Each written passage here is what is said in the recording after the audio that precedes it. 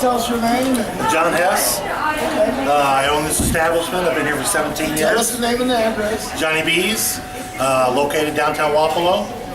Okay. Give us the address in case some Okay. folks want to do 210 Van Buren Street, right on the river. No. Can't miss us. What's your specialty? What should I order tonight? Our fish is number one. You can't go wrong with our steaks and our seafood too. We do everything really well. I probably look like I like steak. Nothing wrong with that, my man. Yeah. Yeah. So More everything. less to love. Yeah, that's right. Everything here is homemade and fresh, so you can't go wrong with anything that we have. You'll do all right with. So anything you want, you'll enjoy. Well, I just wanted to ask you a couple questions because we were talking off the camera. How do you think the state's going so far? I mean, talk about what your concerns are. We're stuck in a rut, and we have been stuck in a rut for quite some time now.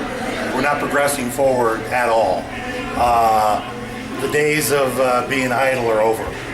You need to adapt or die, and Iowa is choosing to die. We need to, there's so many different things that we need to do. We need to focus some more on the small business now. The farmers are great. The farmers generate a lot of income for the state. They're probably the number one. But there's also a lot of small businessmen that we need attention to, and we're not getting it.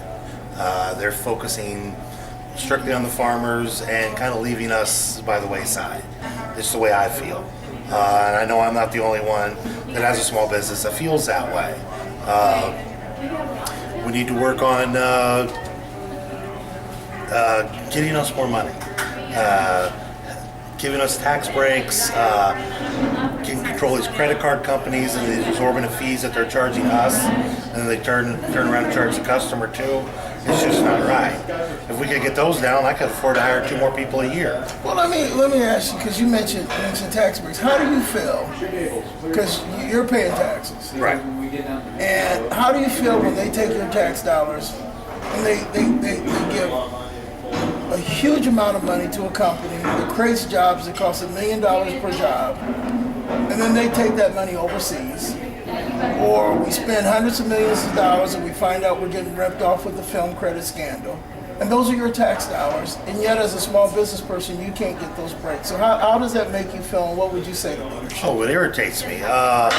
Leadership is just confused and they just don't know what's going on up there. They're not paying attention to us, and we're the ones that are generating all the economy. We're the ones that are paying the taxes and keeping things going and paying their salaries, and yet they're not looking at us. It's ridiculous the way jobs are moving out of Iowa and industries moving out of Iowa when it should be here. The infrastructure is here. Everything is here already. The people are here. The transportation's here. The highways, the trains, everything is here, and we're not using it to its full potential. You know, we need to raise the minimum wage. The minimum wage needs to go up. I know you don't hear a lot of small business people saying that, but it has to be done. We need to generate more money for the lower income, and I think it's only like 5% that make minimum wage, but that's a huge amount of money. If we can generate that money, that'll go right back into the economy, and the economy will pick up instantly. Now, one of the things we've talked about is seriously investing in things like vocational and technical education. We are spending a huge amount of money on construction and such things throughout Iowa. Excuse me, yet we're not training our young people to have those kind of jobs. Those are good paying jobs. Oh yeah. Yeah, the trades are a dying art around here. I mean, in 10 years you won't be able to find a plumber. You won't be able to find a carpenter, an electrician, anything like that. Everybody's so focused on higher education, which is great, but we need trades. They just have to be here. They're good money. They provide services that everybody needs, yet they're dying.